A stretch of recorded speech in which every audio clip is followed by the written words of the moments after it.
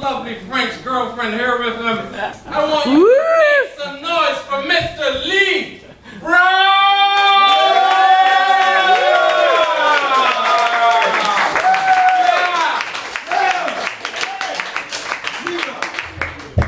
How's it going?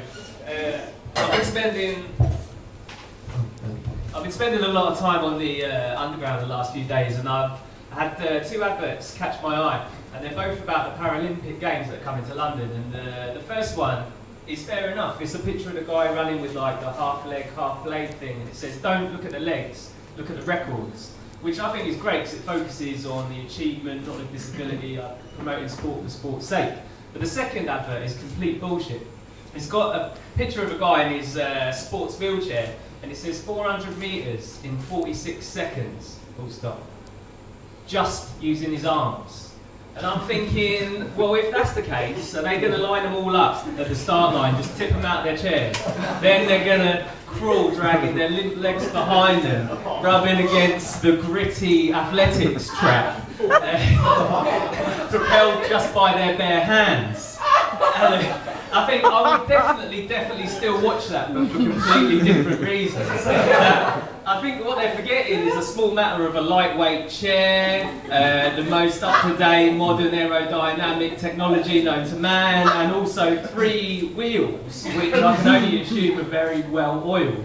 It's like me coming here tonight telling you that I've come all the way from Brixton and I got here just using my Oyster card. I didn't fly on it like a magic carpet, I just beeped it and got on the bus. It's like, it is what it is. Oh shit, I forgot to kind of enter that bit. But yeah, I hate this over this sexy, spiced up advertising campaign bullshit. This oversex bollocks brings me on to a story I'm going to tell you about my personal love life. See, I lived in China for 2 years, yeah, and I had a Chinese girlfriend, and my friends used to say to me, well, they used to tease me and say, "She looks so young, she must remind you of the first time you had sex." And I thought, what does shagging a Chinese girl, how's that going to remind me of being gang raped in the South London car park? Then I realised, oh, they mean me doing the sex. And I thought, okay, yeah, well, I did lose my virginity when I was 14. My girlfriend was 14 too, and unlike my Chinese girlfriend, she didn't have much in the pubic region, of course. But the Chinese people, they have massive pube bouffon at seemingly any age.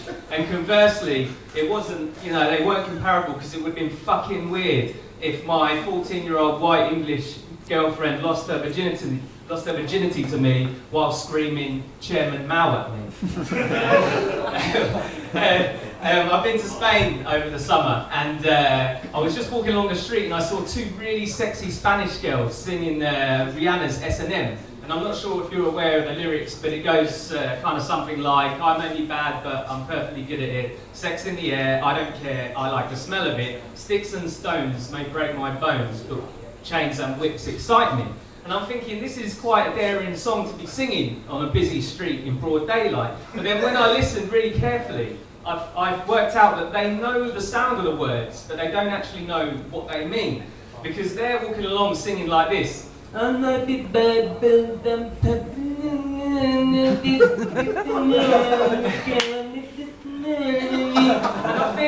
bless them, it is so cute. When I come back to London, I definitely want to find a Spanish girl. And I was in a bar one night, and I overheard a girl speaking, and she had exactly the same accent. And she was doing all the Mediterranean, over-exaggerated hand signals when she spoke. She was definitely Spanish.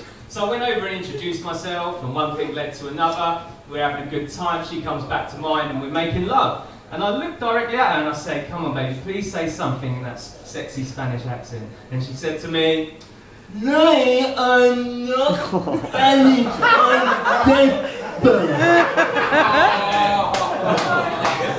But I know that's kind of lowbrow, and you might be a classy audience, so I'll end by talking about the arts. I'm a massive film geek, and my favourite film of all time is Lost in Translation. And I like to go to the locations of my favourite films and do how they do. So when I was in Japan, me and my girlfriend went to the top floor of the hotel in Tokyo where Bill Murray met Scarlett Johansson. And everything was beautiful, romantic. There was a guy playing the piano, seeing all over Tokyo. And then the bar bill came, and it's when I realised that Bill Murray was there in the movie getting paid $3 million to film a whiskey advert. And I was there getting paid nothing to buy Japanese schoolgirl knickers as presents for my friends. And then the bill came, and it was like £25 per glass of wine.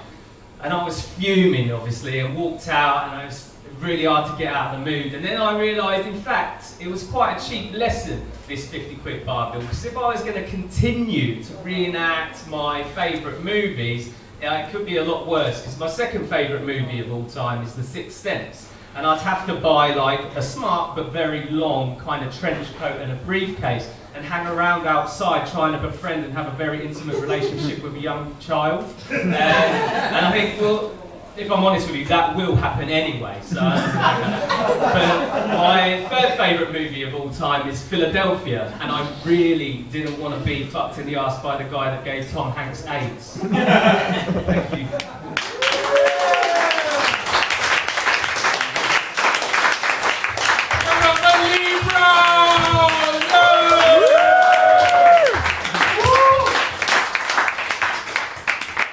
So Lee, you going back to Brixton tonight? Yes, mate. Yeah! Go to Morley's to get some chicken. Security, alright?